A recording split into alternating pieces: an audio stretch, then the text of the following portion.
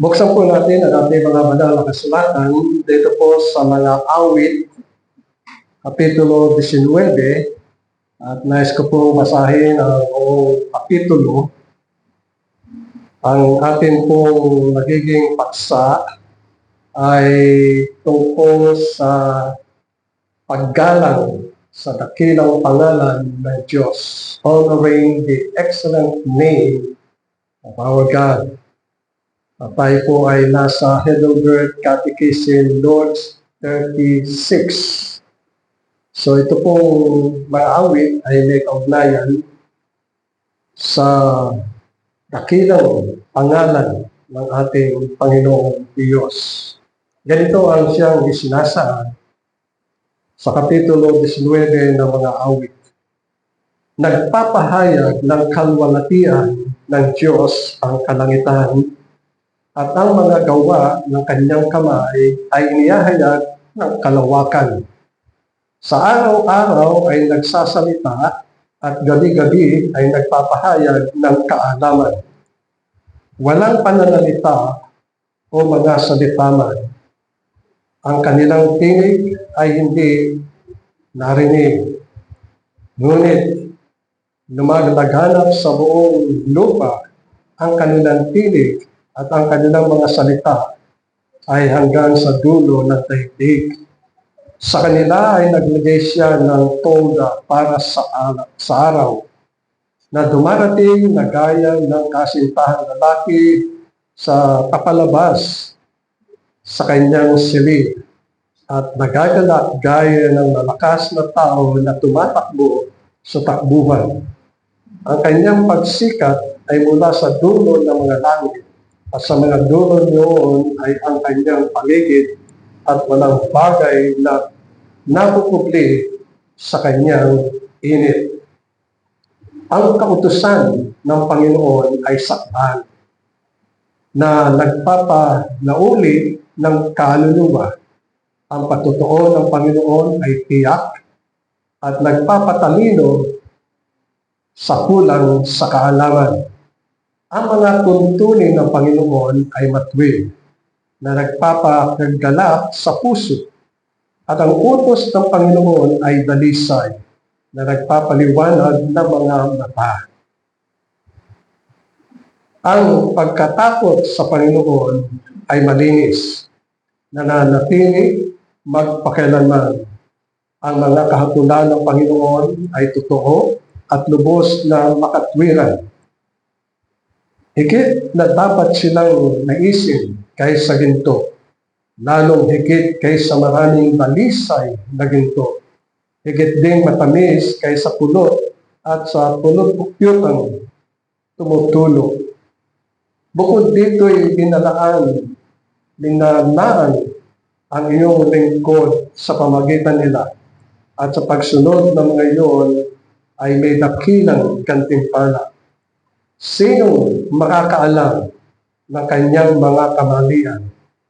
Patawarin mo ako sa mga pagkakamaling di nalalaman. Ilayo mo rin ang iyong lingkod sa mga panggagahas na pagkakasala. Huwag mong hayaan na ang mga iyon ay magkaroon ng kapangyarihan sa akin. Kung gayo'y magiging matwid ako at magiging walang sala sa malaking paglaban. Naway ang mga salita ng bibig ko at ang pagbubulay-bulay ng aking puso ay maging katanggap-tanggap sa paningin mo, O Panginoon, ang aking malaking bato at manunubos ko. Hanggang dito lamang po ang pagbasa natin sa banal na kasulatan. Mga mahal, ang Lord's Day 36 ay nagpapahayag tungkol sa ikatlong kautusan. At mahalaga dito sa Heidelberg Catechism na ating sundan ang mga bagay na kautusang ibinigay ng Diyos sa kanyang bayan. Ang tatlong kautusan na ibinigay ng Diyos ay ating nabasa kanina, at Ganito ang siyang sinasaad sa ikatlong kautusan na binigay ng Diyos sa kanyang bayan.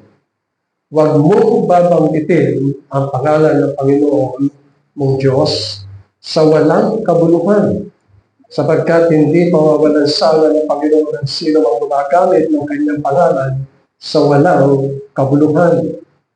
So meron po tayong ilang katanungan, dalawang katanungan dito at mga kasagutan na tanong bilang 29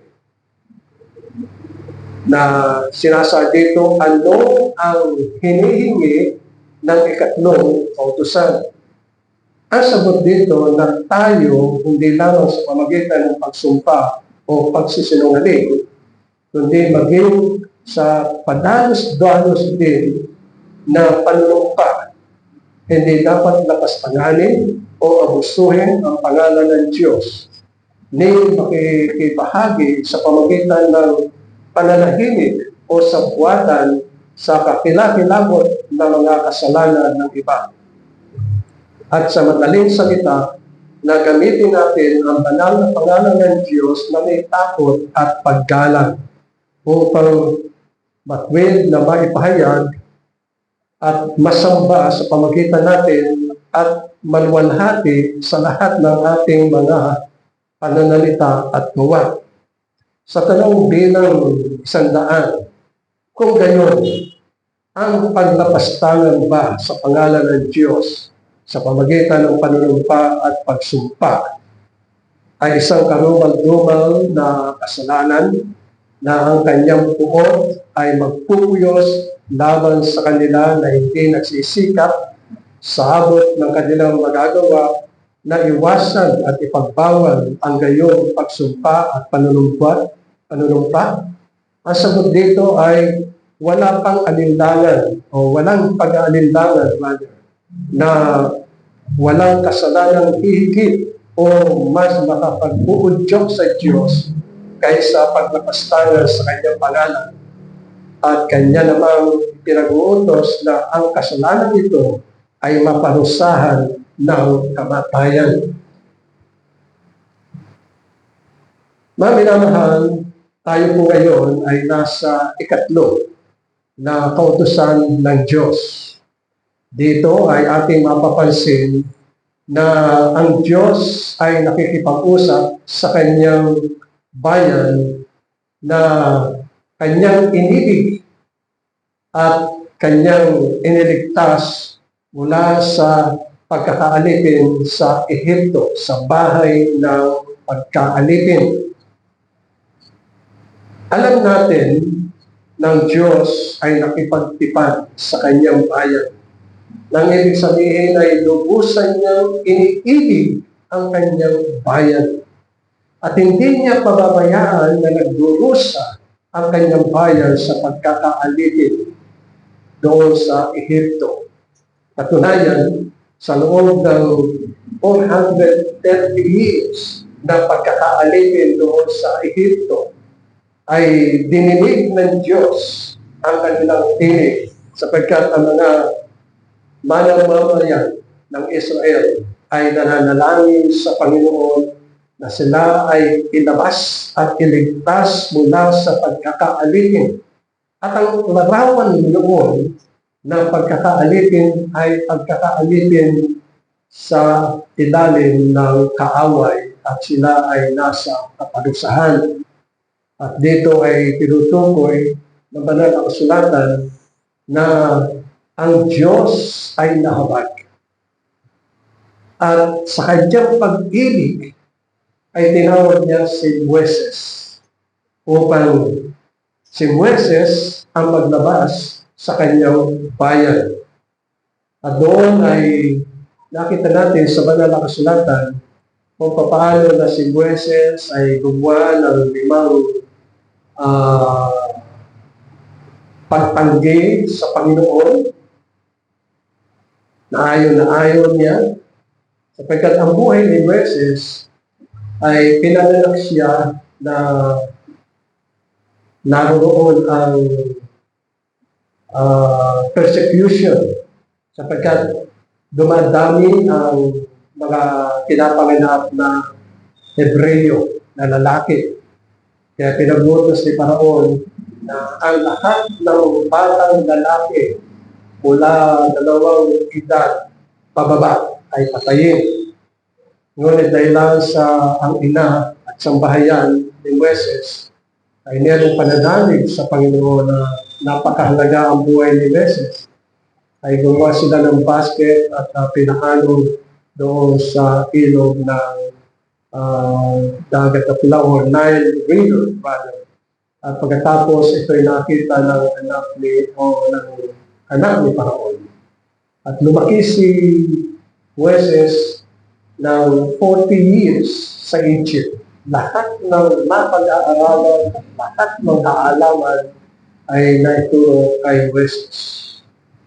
Kaya lamang siya nagtago sa ilang for 40 years ay sapagkat nakapatay siya ng isang sundalo ng Ehipsyo. At doon ay tinubos siya.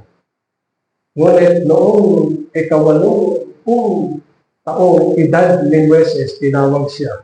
Imagine, 80 years old, tinawag si Moises. Siguro sa ating edad ay medyo mahina na. Bihira na tayo. O katulad ko, kaedad ko. 80 na rin pala ako. Si Moises tinawag 80 years old kasi nanatili siya ng 40 years sa Egypt. So lahat ng philosophy, lahat ng subject, lahat ng karunungan, kaalaman na pag-aralan niya. Pero dahil sa kasalanan, nakapatay siya. Pagkat sa puso ni Moises, alam niya na siya ay hindi Ehipsyo. Alam niya na siya ay Hebreo. Dahil sa naging tagapag-alaga niya ay ang kanyang ina. Kasi nagpahanap ang reyna o ang prinsesa ng tagapag-alaga. At ang naging tagapag-alaga niya ay ang kanyang ina. Lumaki siya sa turo ng kanyang ina. Kaya napakahalaga ng role ng mga magulang na babae na sila ang tinutaguri sa kanila ay guro ng kanilang tahanan. So sa madaling salita ay tinawag si Moises at the age of 80. At doon ay nagsimula si Moises na ipangaral ang Ebanghelyo. Ang Ebanghelyo ay ang Panginoon ang siyang tagapagligtas. At sila ay nakalabas ng Ehipto. At noong sila'y dumating sa bundok ng Sinai, doon nagpahayag ang Panginoon. Pagamat sa pangunguna ng Moises, ang Diyos ay nagpapahayag sapagkat ilang miracle ang ginawa ng Panginoon sa buhay ni Moises. 10. At yung ika-10 ay lahat ng panganay sa Ehipto ay mamamatay. Pero sa mga Hebreo, ang kaligtasan ay sa dugo. Inutusan ng Panginoon sa pamamagitan ng Moises na lahat ng mga Hebreo pamilya ay maglagay ng dugo. Tumatay sila ng hayop at lagyan ng dugo yung kanilang mga pintuan para sa gabing iyon, pag dumating ang anghel ng kamatayan at nakita ang dugo, hindi sila mamamatay at walang panganay na mamamatay. At yun ang isang himala na ginawa sa buhay ng mga taga-Hebreo. O kaya natin mailabas. Nagpahayag din ng Panginoon sa pamamagitan ng ulat na makapal na ulat na siyang sumusubaybay sa kanila. Naroon ang presensya ng Panginoon. At yung haliging apoy. At pagkatapos, nagpahayag ang Diyos sa kanila nang buksan ng Panginoon ang dagat na pula at mahawi ang dagat at sila'y nakatawid sa kabilang ibayo. At yun ang kaligtasan na binigay sa kanila ng Panginoon at nakita nila ng kanilang paligid o papaano na hinatulan ng Diyos ang mga sumusunod na kaaway sa kanila. nalunod sila at nilunod at pinatay ng Diyos ang lahat ng mga kaaway. Kaya pagpapahayag ang kahabagan ng Diyos at ang kanyang pag-ibig. At nang sila'y dumako sa bundok ng Sinai, doon nasaksihan nila ang kapangyarihan ng Diyos.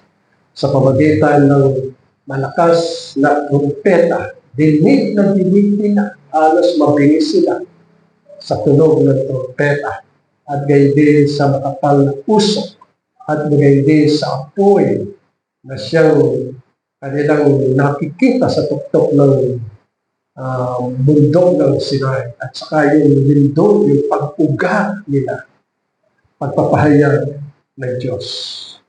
Tunay na makapangyarihan ng Diyos. At doon ay inihayag ng Panginoon ang kanyang kautusan. Ang kadahilanan kung bakit nais ng Panginoon na mabatid ng kanyang bayan ay sapagkat sila ay binanal ng Diyos at kinakailangan na sila ay hindi maging katulad ng kanilang kapwa kabansa. Yung mga ibang bansa na mga Diyos-Diyosan nila ang kanilang sinasamba. At nais ng Panginoon na manatiling banal ang kanyang bayan sapagkat siya ay nakipagtipan. Ang tipan niya ay labis niyang kinagigiliwan ang kanyang bayan. At dito nga ay ating nabasa at napag-aralan yung unang kautusan at yung pangalawang kautusan. Na itong ikatlong kautusan ay tungkol naman sa paggalang sa kanyang dakilang pangalan. Sapagkat ang kanyang ibinigay, huwag mo babanggitin ang pangalan ng Panginoon Diyos sa walang kabuluhan. Sapagkat hindi pa manansala ng Panginoon ang sino mang gumagamit ng kanyang pangalan sa walang kabuluhan. Itinatahayag ng Panginoon na siya ay dapat igalang. Siya ay makapangyarihan. Hindi siya pwedeng ihalintulad sa ordinaryong tao. Sapagkat ang Diyos ay hindi tao. Siya ay Diyos na makapangyarihan at siya ang nilalang sa tao. O kaya nga dito ay pag-aaralan natin, unang-una, ay ano yung ayaw ng Panginoon. Kaya tatlong bagay ang ating pag-aaralan. Una ay ano ang hinihingi ng Diyos. Ikalawa, ano ang paglapastangan sa kanyang pangalan. At ang pangatlo ay ang Diyos ay lukhang dakila. Ang kanyang pangalan ay makapangyarihan. Kaya sa tanong bilang 99, ano yung hinihingi ng Diyos? Sa sagot na sinabi dito, sa tanong bilang 99, na tayo hindi lamang sa pamagitan ng pagsumpa at pagsisinungaling, kundi maging sa pagdalos din ng panunumpa. Hindi dapat napastanganin o abusuhin ang pangalan ng Diyos ni pakikipagbahagi sa pamagitan ng pananahiling o sabwatan sa kakilakilabot ng mga kasalanan ng iba. At sa madaling salita, na gamitin natin ang banal na pangalan ng Diyos na may takot at paggalang upang matwid na maipahayag at masamba sa pamagitan natin at maluwalhati sa lahat ng ating mga pananalita at gawa. Sa unang-una, ang sabi dito ay huwag babanggitin ang pangalan ng dakilang Diyos sa pamagitan ng sumpa.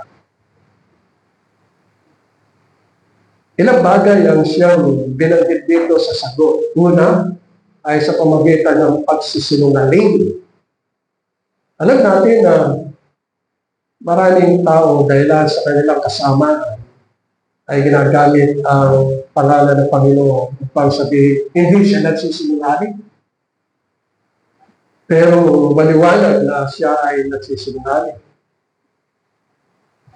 At parang pamilyar sa atin ang mga bagay na ito sapagkat against sa nakakataas, nakita natin na kanyang sinabi ang mga bagay na yun, pero pag yung in-interview, hindi daw niya sinabi ang mga bagay na yun. Palagay ko, familiar kayo kung ano ang mga bagay na nadidinig natin. At yun ay pagsisinungaling. At yun ay paglapastangan sa pangalan ng Diyos. Sapagkat niyuyurak niya ang dangal ng katotohanan. At yun ang nakalagay sa Roma, Kapitulo 1, at sa mga sumusunod na mga talata, na doon ay sinasaan ang pukot ng Diyos ay naayag mula sa langit sa lahat ng mga bagay na tinatalikuran ang katotohanan at ginagawa ang mga bagay na kasamaan. Ito ang ginagawa ng marami, pagsisinungaling.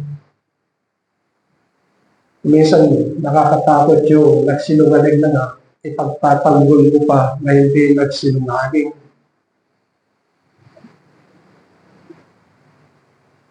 Pagkatapos, alam mo na nilalapastangan ang pangalan ng Diyos, pero ipinagtatanggol mo na hindi niya nilalapastangan ang Diyos. Talagang yon ay pag-aabuso sa paggamit ng pangalan ng dakilang Diyos. Paulit-ulit na ginagamit ang pangalan ng Diyos sa walang kapararakan. At ito ang ninanais na Panginoon ng kapatid natin, huwag babanggitin ang pangalan ng Panginoon. O minsan nga ay sa pag-abuso, medyo nakagulat, pangalan ng Diyos ang kanyang ginagamit. Pag-abuso yun. Kaya nga sinasabi dito sa ating pinag-aaralan na ang lahat ng mga bagay na yun ay mayroong katapat na kaparusahan. Minsan, hindi lamang sa pag-abuso, kundi kahit na sabwatan. Gagawa sila ng sabwatan at pagkatapos manunumpa sila sa pangalan ng Panginoon. At yun ang siyang karumal-dumal sa kanilang kasamaang gagawin at binabalak. Bilang mga anak ng Diyos, siya ang ating Ama. Alam natin ang Diyos ay makapangyarihan. Nababatid niya ang nilalaman ng ating puso. Maging matuwid tayo at kahit sa masama. Ibig sabihin sa lahat ng tao, sa mga matuwid, alam ng Diyos ang nilalaman ng kanilang puso. Sa mga masama, alalaman din ng Diyos ang kanilang mga puso. Sapagkat ang kahatulan ng Diyos ay ayon sa kanilang mga ginagawa at ang kaloob ng Diyos tungkol sa katwiran ay pinagkakaloob din ng Diyos sa kanila. Kaya bilang mga anak ng Diyos, siya ang ating Ama na nasa langit at kinakailangan tayo ay may takot sa paggalang sa Kanya. Sapagkat ang Panginoon Diyos ay puspos ng kalwalhatian. Siya ay puspos ng katotohanan, walang kasinungalingan sa Kanya. Siya ay nagtataglay ng kagandahan ng ibig sabihin, walang anumang kapintasan, walang anumang kulubot, walang anumang masasabi sapagkat siya ay ganap at lubos na katotohanan. Ang kanyang mga nilikha ay pagpapahayag ng kanyang kagandahan sapagkat ang Panginoon Diyos ay walang kapintasan. Kaya lamang ang tao mas pinili ang kasalanan, pagpalikod sa Diyos. Yun ang ginawa ni Eva. Pati si Adan ay nadamay. O kaya nga sila ay nagkasala. Nilabag nila ang kalooban ng Diyos. Mas gusto pa nilang maglingkod sa diablo kaysa Diyos. At yan ang malaking kasalanan. At yan ang malaking bagay na tayo ay iniligtas ng Diyos mula sa kapahamakan, mula sa katulan. O kaya nga, pinais ng Diyos na ibigay niya ang kanyang mundo na para sa atin. Sapagkat ang Panginoon sa Kristo ang umako ng lahat ng ating mga kasalanan. Pagpapahayag ng Diyos ay taglay ang kagandahan. Makikita natin sa creation. Kanina, nabanggit natin ay ang kagandahan ng Diyos at ang kaluwalhatian ng Diyos ay nakikita sa mga bulaklak. Yung salitang tulip na bulaklak, iba-iba pala ang kulay niya. At na kami ay nasa Singapore, punta kami sa isang lugar na dome, ay ang dami palang klase ng bulaklak na tulip. May pink, may black pala, may red, may blue, at iba-ibang kulay. Sabi pa mangha-mangha talaga ang Panginoon. Sapagkat siya ang may gawa at siya ang may likha ng mga bagay na yun. At yun ay pagpapahayag ng kalooban at kagandahan ng kalooban ng Diyos. Lalo-lalo na sa atin bilang mananampalataya, napakaganda ng kanyang kalooban at kanyang mabutihan. Wala tayong masasabi sa Kanya kundi tayo ay magpuri at magpasalamat sa Kanya. Kaya dito ay tinutukoy, huwag nating babanggitin ang pangalan ng ating Panginoon sa Kristo at pangalan ng Diyos sa walang kabuluhan. Kaya bilang mga anak na ginawang busila ang ating puso. Kaya natin nasasabing busila ay sapagkat ang dugo lamang ng Panginoon sa Kristo ang siyang makalinis ng ating mga kasalanan, wala ng iba. Hindi ang ating mabubuting gawa sapagkat wala tayong mabubuting gawa. Hindi sa pamamagitan ng paglilimos. Hindi katulad ng iba na pagtulong sa kapwa. Para daw silang marating ng langit ay sila'y maglilimos, sila'y tutulong sa kapwa, sila'y maawa, sila'y magbibigay. Hindi yun paraan ng pagtungo sa langit. Kundi mismo ang Diyos ang siyang nag-decide ang gumawa. Sapagkat ang kaligtasan ay sa Panginoon. Kaya tayo bilang mga mananampalataya ay kinakailangan naglilingkod sa ating Ama at Diyos na nasa langit.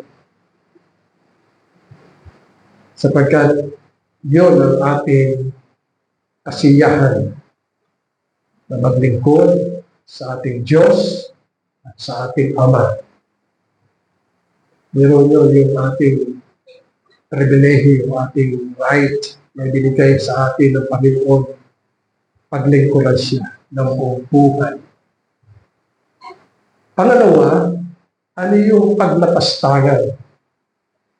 Sa tanong bilang isang daan, ay sinasabi dito, kung gayon, ang paglapastangan ba sa pangalan ng Diyos sa pamagitan ng panunumpa at pagsumpa ay isang karumang-dumang kasalanan ng kanyang uot ay nagpupuyos laban sa kanila na hindi nagsisikat sa abot ng kanilang magagawa na iwasan at ipagbawal ang gayong pagsumpa at panunumpa. Ang sagot dito, walang pag-aalinlangan na walang kasalanan hihigit pa o mas makaudyok sa Diyos laban sa paglapastangan sa kanyang pangalan. At kaya naman pinag-uutos na ang kasalanan ito ay maparusahan ng kamatayan. Yan sabi dito, huwag lapastanganin ang pangalan ng ating Diyos at Ama na nasa langit, sapagkat ang mga bagay na paglapastangan ay karumal-dumal sa harap ng ating Diyos at ating Ama nasa langit.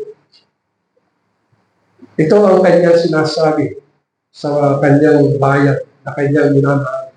Huwag niyong tutularan ang ibang masasamang tao. Bakit? Sapagkat ang kanyang bayan ay kanyang tinubos, minahal, kinagkigiliwan. Sinisingkal niya ng lubos ang kanyang bayan at sinasabi niya, huwag niyong lalapastanganin ang aking pangalan.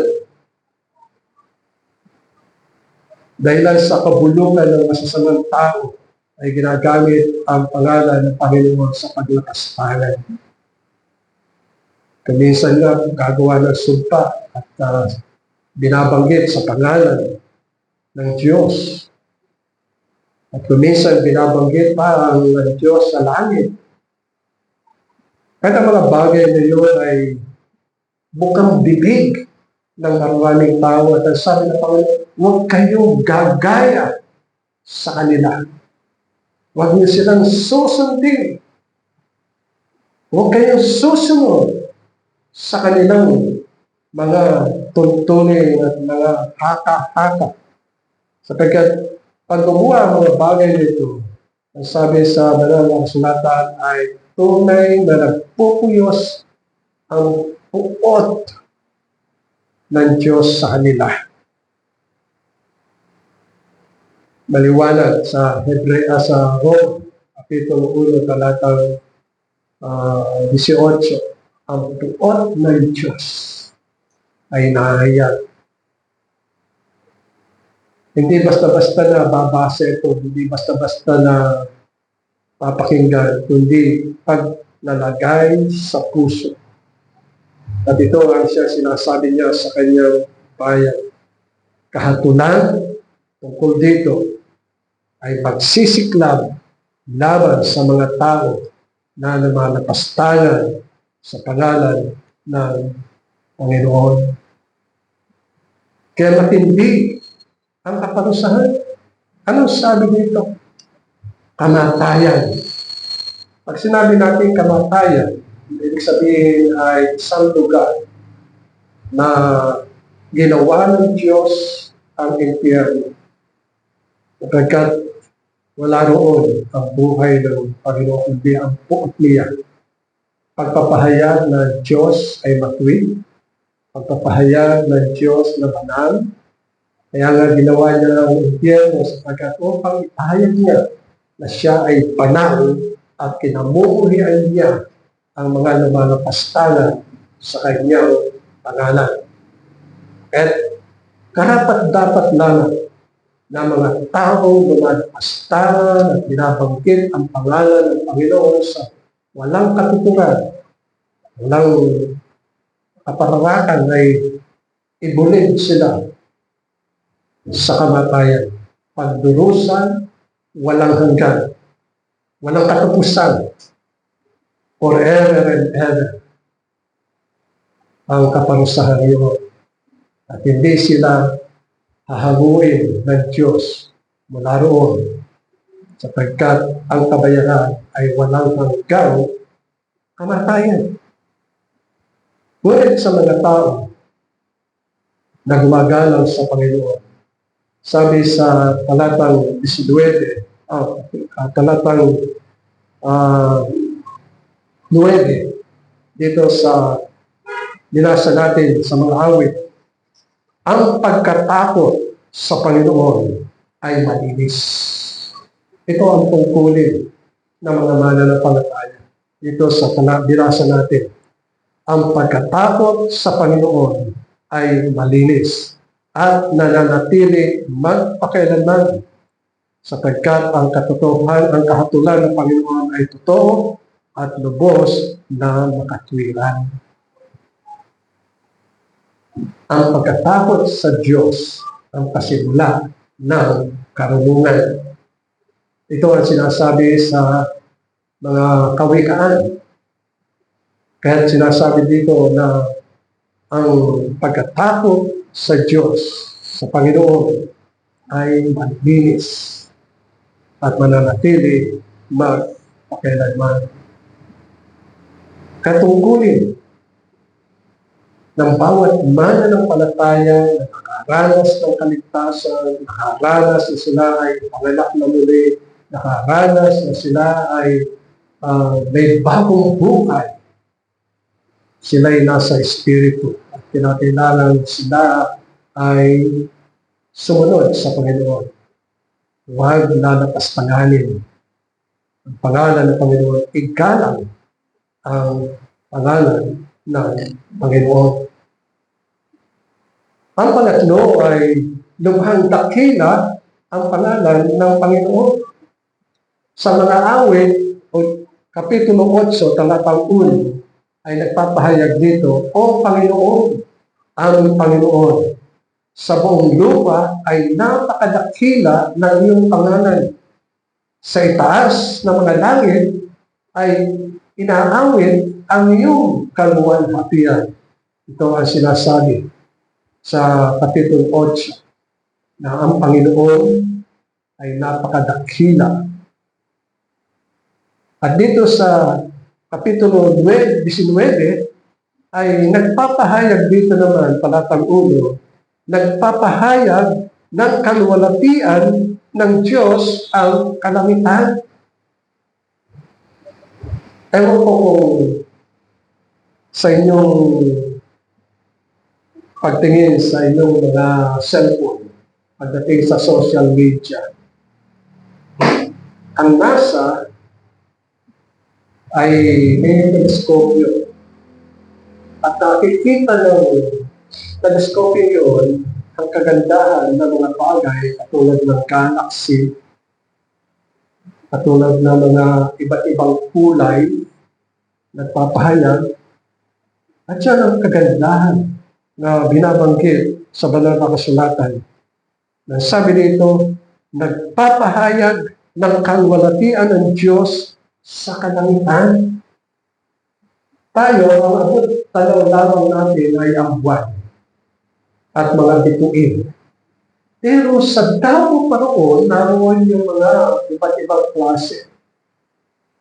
Pero pag ikaw ay naroon sa bandang Europe, meron tinatawag silang aurora borealis na meron liwanag sa northern part ng Earth.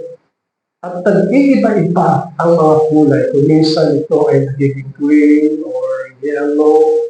At nakikita nila ang kagandahan ng kalangitan. At sinasabi dito, nagpapahayag ng kaluwalhatian ng Diyos ang kalangitan. Ang mga bagay na yun ay nilikha ng Diyos para makita ng mga mananampalataya na tunay na dakila ang Panginoon. At karapat-dapat na igalang, karapat-dapat na magkaroon ng takot, at masabi ng bawat mananampalataya, O lubhang dakila ang iyong pangalan. Sabi sa talatang 2, dito sa 19, sa araw-araw ay nagsasalita at gabi-gabi ay nagpapahayag ng kaalangan. Kung ating obserbahan, mga minamahal, ang takbo ng ating daigdig, hindi mapapansin na ang lahat ng mga bagay ay mayroong nanggaganap, nangyayari. Kung minsan, napakaganda ng sikat ng araw, pagpapahayag na maganda ang panahon. O minsan, kulimlim na nagtumusap ang langit na maaaring umulan o maaaring kinakailangan maging malamig. Kung ating papansinin ang mga bagay na yun, tunay na sa araw-araw ay nagsasalita at sa gabi-gabi ay nagpapahayag ng kaalaman. Katulad ng eclipse, nararamdaman ito sa iba't ibang bansa. Hindi lahat, kundi yun lamang madaanan ng lilid ng buwan, sapagkat buwan ang siyang tumatakip sa araw at sa bawat bansa ay nangyayari. At yun ay pagpapahayag na ang Diyos ay makapangyarihan na sinasabi niya siya ang may control. Siya ang may gawa ng mga bagay na yun. Pagpapahayag. Kaya nga't dito ay sinasaad sa mga awit 11, palatang 7, sapagkat ang Panginoon ay matuwid. Minamahal niya ang mga gawang matuwid. Ang kanyang mukha ay mamamasdan ng matuwid. O mga minamahal, ito ay tumutukoy sa mga mananampalataya na ginawang matuwid sa pamamagitan ng Panginoong Jesucristo. We are righteous, not because of ourselves, not because of our work, not because of our accomplishment, but because of our Lord Jesus Christ. Siya, ang Panginoong Jesucristo, ang dahilan kung bakit tayo ay naging matuwid. At minamahal ng Panginoon ang gumagawa ng matuwid. Kaya hindi natin kinakailangan na pastanganin ang pangalan ng Panginoon at kaya din ang banggitin ang pangalan ng Panginoon sa walang kabuluhan. Pinapahayag ng Panginoon ang kanyang katwiran at tunay na tayo lubos na nagpapasalamat sa Kanya. Ang sabi sa mga awit, Kapitulo 25, talatang 14, ang pakikipagkaibigan o ang lihim o panukala. Sa wikang Ingles ay the secret of the Lord ay para sa mga natatakot sa Kanya at ang Kanyang tipan ay pinapaalam niya sa kanila. Yung lihim, yung sikreto ay pinababatid ng Panginoon sa Kanyang mga matuwid na lingkod, ang mga mananampalataya. Kaya binabanggit dito, huwag babanggitin ang pangalan ng Panginoon o lalapastanganin. At ipinaalam niya na mabigat ang kaparusahan sa isang tao na babanggitin ang pangalan ng Panginoon sa walang kabuluhan at lalapastanganin ang kanyang pangalan. Mabigat ang magiging bunga ng matayan.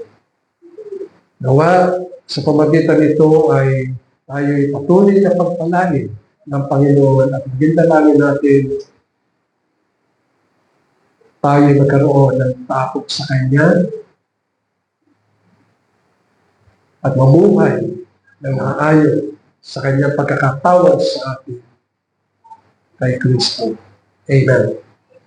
Maraming salamat, Panginoon, at naway dalangin namin na patuloy kami sumagana sa iyong mga salita at sumagana sa iyong biyaya.